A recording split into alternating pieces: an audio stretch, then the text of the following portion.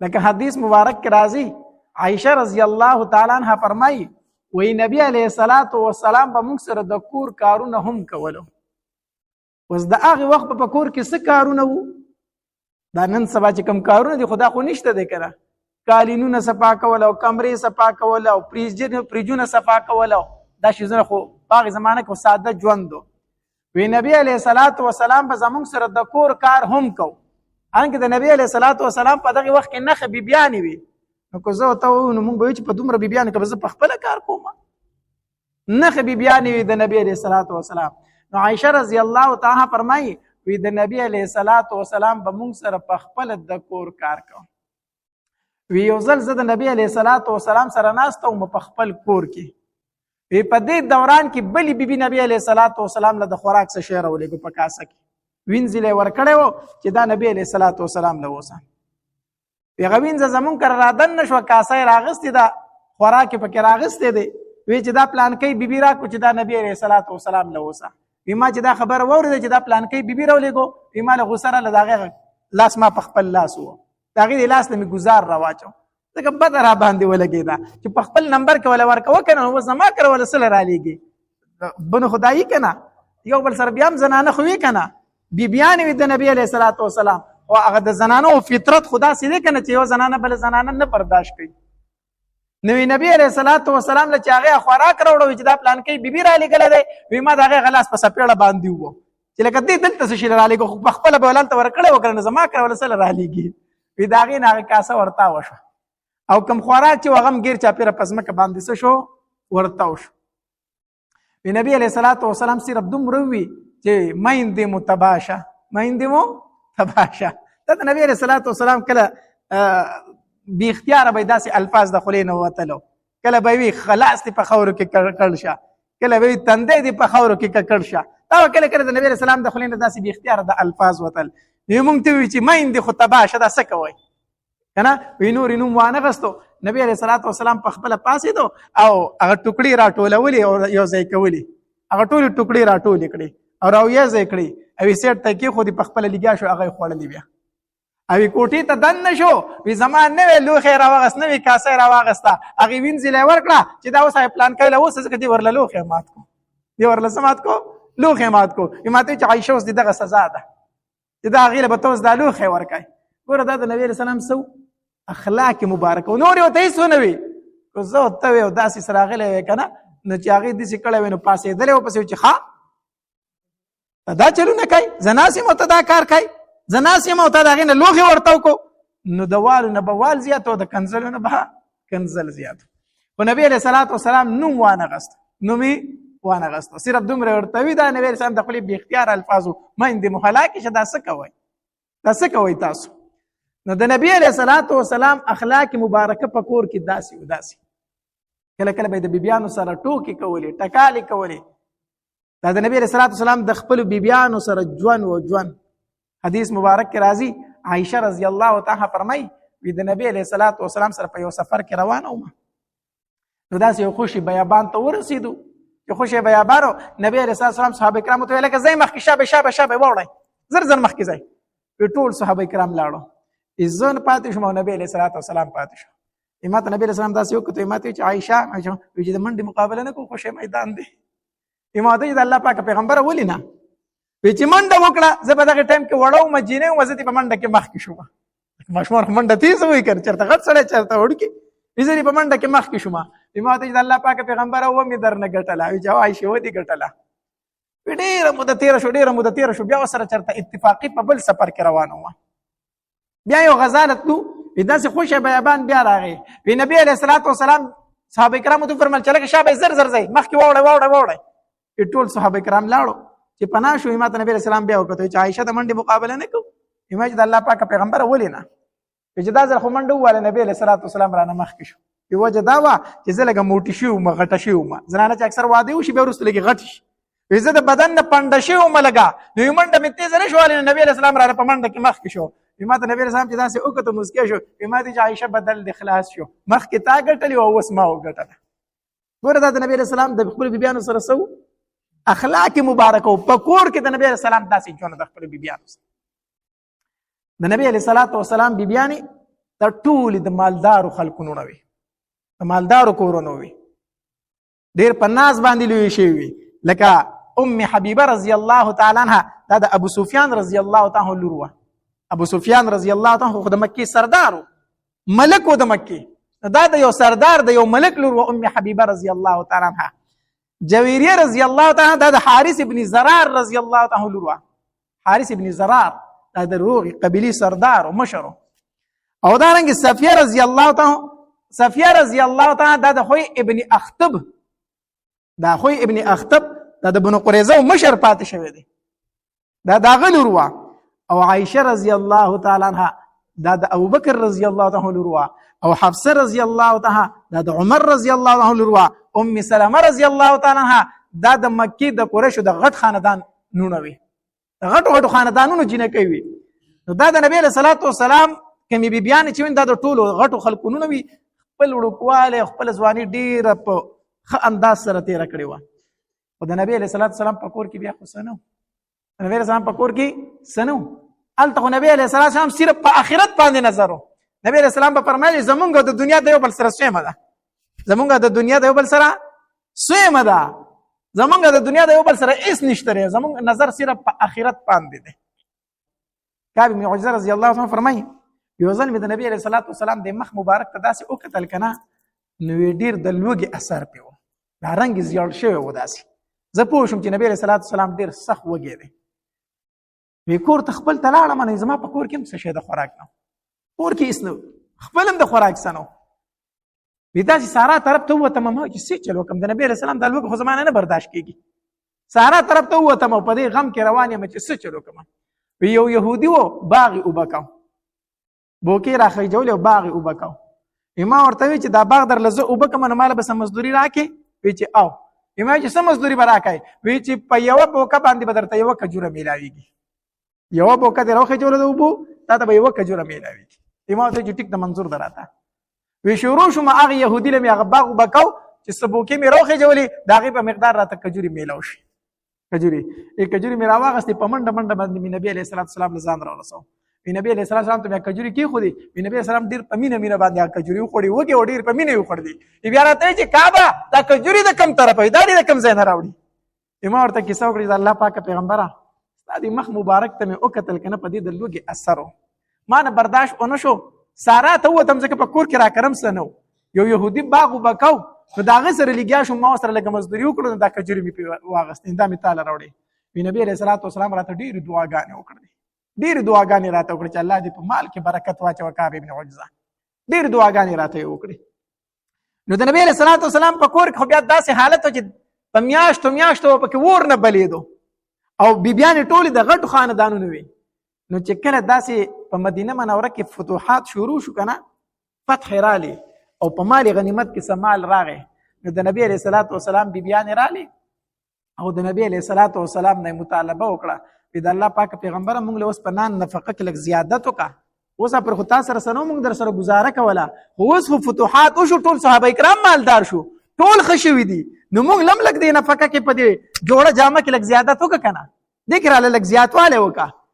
نبی علیه الصلاة والسلام په دې خبره باندې خفه شو او قسم یې وکړ چې زه به یو میاشت تاسو خواله نه راځم.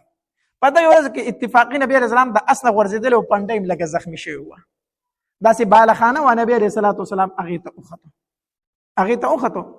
منافقینو بار دا خبره مشوره کړه، وی نبی علیه السلام خپلو بیبیانو له طلاق ورکړو، دا خبره مشوره کړه. دا خبره عمر رضی الله تعالی فرمایي وی زما یو ګاونډي و، وی زه به داسې په هفته کې یو ورځ تلمه کوبا ته به تلمه، هلته به ما ځان له مونځ کوو، بیا به واپس راتلم، نو یو ورځ به هغه ته یو ورځ به زه تلمه. ما هغه ته وایو چې په کومه ورځ باندې زه د مدینې منورې نه بار یم، نو ستا دا ډیوټي ده چې نبی علیه الصلاة والسلام کوم حدیث بیانوي چې زه راشم ما ته به بیا بیانوي، او که ته بار ته وتې وي نو زه به در هغې پورې یم چې تر څو پورې ته نه یې راغلی چې د نبي علیه السلام ژوند بیا زه تا ته بیان کړم. دا صحابه کرامو مینه وه. وی چې کله به زه تلم ما به دې ګاونډي ته وي چې ته به نه ځې، چې زه واپس راشم چې د نبي علیه السلام کوم ژوند دی کوم حدیث بیان کړی هغه به ما ته بیانوي، او که ته نه وي نو زه به د مدینې نه بار ته بیا نه وځم چې بیا درته د نبي علیه السلام ژوند او حدیث مبارکه زه بیانوم. د ګاونډي سره مې دا خبره کړې وه. وی زه تللی وم چې واپس رالم، وی هغه ملګري مې راته دروازه وټکوله، وټکول خو ډېره په تلوار او په تیزۍ وارخطا یې راته دروازه وټکوله. ما ورته چې بار ته راووتم، ما ورته وی چې څه چل دی ولې؟ هغه په دغه ورځو کې د حبشي بادشاه چې کوم هغه د حمله کولو اراده هم کړې و په مدینه منوره باندې. ما ورته وی چې ولې په مدینه منوره باندې بادشاه حمله وکړه کو؟ ما ته وی چې نه هغه حمله نه کړې، خو د دې نه غټ خبر دی، د دې نه غټ خبر دی. ما ورته وی چې څه خبر دی د دې نه غټو؟ وی چې نبی علیہ السلام خپل ټول بیبیانو له طلاق ورکړی دی، طلاق ورکړی دی. چې دا خبره مې واورېده کنه، وی د خلیل د الفاظ وته چې لاړې حفصه هلاک شوې. حفصه خو دا غلور وکړه د نبی علیہ السلام بیبي وا. ما ورته چې لاړې حفصه هلاک شوې، ما خپ وکړې خو ته نه پوهېدلې. ځکه د دې نه څو ورځې مخکې امام په کور کې څه خبره وکړه، ښځې مې مال جواب راکړو. عمر رضی الله عنه فرمایي ما کور څه خبره وکړه، مال مې ښځې جواب راکړو. مسله دا وه موږ د مکې خلک چې موږ په ښځو باندې زورور وو او د مدینې خلک په ښځو باندې لږ کمزورې وو. نو د مدینې منورې ښځې چې وي نو دوی به د خاوندانو له جوابونه ورکول. زموږ ښځې خو موږ ته جواب نه شو راکولی، خو چې موږ مدینې ته رالو نو زموږ ښځو هم د هغوی نه چل زده کړو. ځکه دا زنانه خو د یو بل راځي خبرې کوي که نه، نو ما مې خاوند ته داسې وي او ما مې خاوند ته داسې وي. نو زموږ ښځو هم د مدینې منورو د ښځو نه چل زده کړو، بیا هغه هم په موږ باندې جري شي، موږ ته به جوابونه راکول. نو یوه ورځ ما کور څه خبره وکړه، د ښځې مې جواب راکړو، چې وران غونته جواب یې راکړو. ما ورته وی چې تا ما ته جواب راکړو، ستا دومره جرأت، تا ماله جواب راکړو چې دا تا ماله څنګه راکړو؟ ته نه پر خو تا ماله جواب نه دی راکړی. ما ته وی چې عمره ته دومره غټ سړی نه یې څومره چې غټ نبي علیه الصلاة والسلام دی. عمره ښځه به راته وایي چې ته دومره غټ نه یې څومره لوی شان چې د نبي علیه الصلاة والسلام دی، هغه ته بیبیانې جواب ورکوي. نو زه به تا ته نه در کوم، هغه ته بیبیانې جواب. ما ورته څه شي؟ نبي علیه الصلاة والسلام ته د هغه بیبیانې جوابونه ورکوي، زما لور حفصه زما محبوب ته جوابونه ورکوي. دا خبره چې ما اورېده راپاڅېدم، ډایرکټ د کور ووتم ډایرکټ رالم په خپلې لور حفصه پسې. ما ورته وایي چې حفصه ته رښتیا نبي علیه الصلاة والسلام ته جوابونه ورکوي؟ هغې راته وایي چې دا بابا د الله تبارک وتعالی په موږ باندې ډېر لوی فضل دی چې موږ د نبي علیه السلام بیبیان یو. موږ باندې د الله ډېر لوی فضل دی چې موږ د نبي علیه السلام بیبیان یو. په دې باندې موږ فخر کوو، موږ پرې ډېرې خوشحاله یو. او بابا کور خو د ښځه خاوند یو، نو خامخا خبرې پکې راشي، جواب ورله کله کله ورکړو، کور د ژوند دی. نو ما چې دا خبره واورېده، ما ورته چې حفصه ګورې عایشې ته به نه ګورې، خپلې بلې ملګرې ته، عایشې ته به هسې نه چې عایشه نبي علیه السلام له جوابونه ورکوي، ته ولې هم جوابونه ورکوي. ګورې هغه ستا نه په عمر کې هم وړه ده او په شکل صورت کې درنه هم ښکلې ده او د نبي علیه الصلاة والسلام ورسره مینه هم ډېره ده. هسې نه چې ته هغې ته ګورې د هغې په شان چلونه شروع کړي، هغې په شان چلونه به نه کوي. هغه نبي علیه السلام ته ډېره محبوب ده او ډېره نږدې ده او ستا نه ښایسته هم ده او ستا نه وړه هم ده، هغې ته به نه ګوري. خپلې لور ته مې نصیحت وکړو. بیا لاړم په ام سلمه رضی الله تعالی عنها پسې. ما ورته ویل چې ام سلمه رښتیا تاسو نبی علیه السلام ته جوابونه ورکوئ؟ بیا هغې راته ویل چې یاره عمره په هر کار کې دې کار وي، نو په هر کار کې دې بس زمونږ په کور کې دې هم دخل اندازي شروع کړه. خاوند مو دی، نو زمونږ خاوند دی، مونږ ښځې یو، ژوند دی، کله پکې هر څنګه خبرې پکې راځي. اوس ته زمونږ په کور کې ولې خبرې کوې؟ په هر کار کې ستا کار وي. ام سلمه راله زړه مات کړو، هغې راله زړه مات کړو. دغې ځای نه را روان شوم. نو وی چې بیا مې دا خبره واورېده چې نبي علیه السلام بیبیانو ته طلاق ورکړی دی. نو ما وی چې ښه مې دا حفصه پوه کړې وه، خو دا نه پوهېدله. خپله لور مې یاده کړه چې حفصه مې پوه کړې وه، خو دا نه پوهېده. لاړه هلاکه شوه زما لور حفصه. ځکه چې په دنیا کې د نبی علیه السلام بیبیانې دي، خو په جنت کې به هم د نبی علیه السلام بیبیانې که نه. نو چې په دنیا کې رښتیا ختمه شوه، نو ما ورته وایي چې په جنت کې بیا ستاسو رښتیا څنګه پاتې کېږي؟ لاړې حفصې د جنت نه پاتې شوې. وی لاړم پسې په منډه منډه. ما ورته وایي چې حفصه نبی علیه السلام تا ته طلاق درکړی دی؟ هغه په ژړا شو چې ما ته پته نشته، ما ته پته زه نه یم خبر. ما ورته چې حفصه پوه کړې مې، خو ته نه پوهېدلې، ته ما پوه کړې خو ته نه پوهېدلې. ګوره پلار دې ته وایي، ښه پلار هغه پلار دی چې لور ته دا ووایي چې لورې د خاوند به دې عزت کوي. لورې زما د کور نه چې ووتې، اوس کور دې دغه د خاوند کور دی، هلته مړه او ژوندی به په دغې ځای کې. او لورې هلته زما بې عزتي مه کوه، ځکه چې ته خاوند له جوابونه ورکوې نو خلک به وایي چې د پلانکي لور چې ده نو ډېره بېادبه ده، زما لور زما نوم به هلته به بېادبه یادېږي. لور ته واز وکړه، نصیحت وکړه، د خاوند ادب کوه، د خاوند احترام کوه، د خاوند عزت کوه. هسې نه چې خلک بار دا خبرې کوي چې د پلانکي لور جبوره ده، زما نوم چېرته بار په دې الفاظو یاد نشي. پلار له دا پکار دي چې لور ته څه وکړي؟ نصیحت وکړي. بعضې پلار صحیح چې لور یې ورته خبره وکړي، دی ورته وایي راځه ستا د پلار کره ډوډۍ ډېره ده، وایي راځه ستا د پلار کره ډوډۍ ډېره ده. نو ستا د پلار کړه ډوډۍ ډېره ده چې رای ولې ځان کرې مروره کېنئ نو د هغې کور یې وران کړو قرآن یې نه کړو دی کور یې وران کړو خو دا دې ورته ویلی په دې په ځای باندې چې لورې دا د خاوند دی د ده سره وچه خوره او زما د کور هغه لمده تاله غوره ده دا وچه تاله غوره ده نو د هغې کور به بد شوی و که نه نو دی ورته وایي ستا د پلار کره ډوډۍ ډېره ده زه په تا باندې بوج نه یم وایي راځه زمونږ کره په لور باندې څه وران کړي کور وران کړي نو پلار له پکار دی چې لور ته څه کوي نو عمر رضی الله تعالی عنہ فرمایل وی حفصه ما درته ډېر نصیحت کړی خو ته نه پوهېدې حفصه رضی الله تعالی عنہ فرمایل ما ته پته نشته د نبی علیه السلام نه تپوس وکړه عمر رضی الله عنه فرمایي چې مسجد نبوي ته رالم ټول صحابه کرام د منبر سره راټول شوي او جاړي چې نبی علیه السلام ټولو بیبیانو ته طلاق ورکړی نبی علیه السلام به څومره غمجن او څومره خفه څومره غمجن دی وی زه ټینګ نه شوم وی ورلم هغې کوټنۍ ته خیجم د نبی علیه السلام بالاخانې ته خیجم چې نبی علیه السلام سره ملاقات وکړم وی د هغې په سر باندې رباح رضی الله تعالی عنه هغه تور صحابي دا د نبی علیه السلام خادم رباح ما ورته وی چې رباحه نبی علیه الصلاة والسلام ته فرمایي چې عمر راغلی تا سره ملاقات کول غواړي هغه وی چې ټیک ده رباح دننه لاړو نبی علیه الصلاة والسلام ته فرمایي چې عمر د اجازت غواړي نبی علیه السلام هېڅ ونه ویل رباح راووتو ما ته چې عمر ما ورته ستا نوم واخیست نبی علیه السلام هېڅ ونه ویل واپس رالم جومات ته بیا لاړم ما ورته وی چې رباحه لاړ شه نبی علیه الصلاة والسلام ته وایي چې عمر وایي تا سره ملاقات کول غواړم دی بیا لاړو دی نبی علیه السلام ته زما نوم واخیست نبی علیه السلام بیا څه ونه وی وی چې عمر ستا نوم مې ورته واخیست نبی علیه السلام سر ټیټ نیولی و هېڅ راته ونه وی په جومات کې داسې ګرځېدم خو ټینګ نه شوم په درېیم ځل رالم اواز باندې چغه مې ووي چې رباحه نبی علیه الصلاة والسلام له ماله اجازت وغواړه او که د نبی علیه السلام دا مطلب چې دی د خپلې لور حفصه سفارش کوي نو د الله پاک پیغمبر ته ووایه چې اجازت وکړي قسم په الله توره مې په لاس کړې د حفصه سر یې خپو ته راتاوم زه د خپلې لور سر د نبی علیه السلام د خپو ته راتاوم کو اجازت کوي زه د حفصه سفارش له نه یم راغلی نبی علیه السلام چې د عمر د اواز واورېده چې نور عمر خرابېږي نو وی چې عمر ته ووایه چې راځه عمر ته ووایه چې راځه عمر رضی الله تعالی عنہ دننه شو څنګه چې کېناستم ما ورته چې د الله پاک پیغمبر تا بیبیانو ته طلاق ورکړی دی نبی علیه الصلاة والسلام فرمایل چې الله ما خو بیبیانو ته طلاق نه دی ورکړی وی دا خبره چې مې واورېده د خولې نه مې بې اختیار د الله اکبر چغه ووتله د خوشحالۍ نه ما چې الله اکبر دا خو د منافقینو چال دی نبی علیه السلام خو طلاق نه دی ورکړی طلاق نه دی ورکړی د صحابه کرام چې د الله پاک پیغمبر ټول صحابه کرام په مسجد نبوي کې جاړي دا خبر ولا ورکم نبی رسول الله چې خبر ولا ورک صحابه کرام ته فرمایي چې ما طلاق نه دی ورکړی ویراله صحابه کرام ته فرمایل چې بیغم شه نبی اسلام بیان نه دي طلاق کړی بیا عالم د نبی علیه الصلاة والسلام خواته کېناستم وی چې غیر چا پیره مې وکتل پیدا سي یو څو سرمنی چې دا غیر چا پیره زوړند دي او نبی علیه الصلاة والسلام چې کوم تکیا ته ډډه والی ده کنه هغه د سرمن جوړه ده او د کجوري پانی پکې دنه پرتی دي نه ډکه شوی ده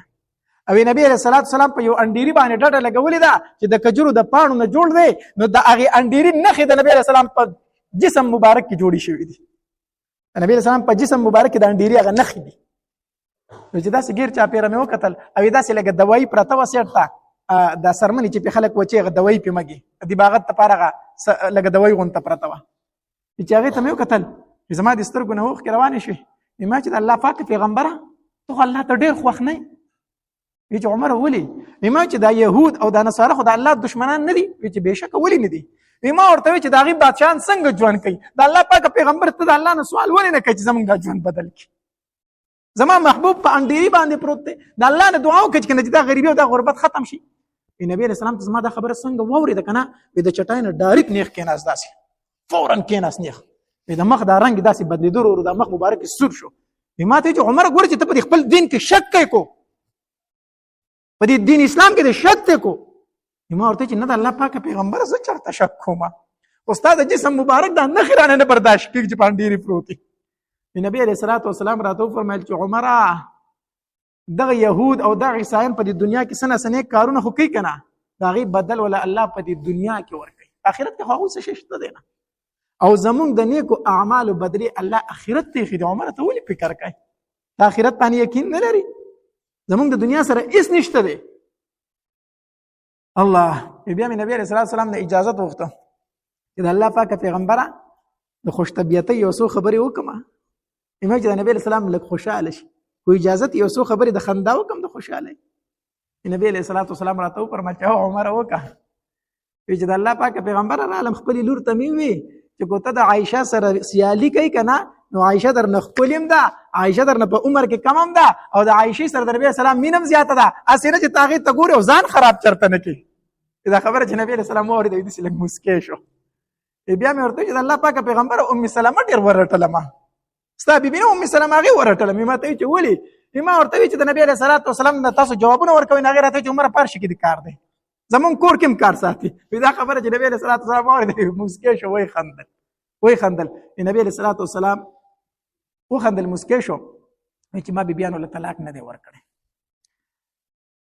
دغه بالاخانه کې نبی علیہ الصلوۃ والسلام تر یوې میاشته پورې و یو میاش بعد آیت د تخیر نازل شو چې د الله پاک پیغمبره خپل بیبيانو ته وایا ان كنتن تريدن الحياه الدنيا وزينتها فتعالين امتعكن واسرحكن سراحا جميلا خپل بیبيان روغواړه او ورته کو تاسو زیاتې نفقې غواړئ زیاتې پیسې غواړئ زیاتې خرچي غواړئ راشه چې هغه درکم او طلاق ترله درکم زه دغه والی وزئ او کنه الله او د الله رسول اخلي نو د الله د رسول سره په دې ژوند کې خوشاله اوسئ نبی رسول الله دغه آیت مبارکه عائشه رضی الله تعالی عنها تلاوت کو نبی رسول الله عائشه ته فرمایل وی عائشه مال به سمدستي جواب نه راکړي لومبه به د خپل مور او پلار سره صلاح وکړي چې مال او دولت علي او طلاق اخلي او کومه سره ژوند کول غواړي عائشه بیبي راته فرمایي نبی رسول الله یې د پیسې کاغه وړه و د عمر نبی اسینه چې دا چرته اچانک پیسې راوکی عائشه رضی الله عنها فرمایي د الله پاک پیغمبر زب په دې کې د مور او پلار سره صلاح کوم چې د الله د پیغمبر سره پاتې شم کو پاتې نشم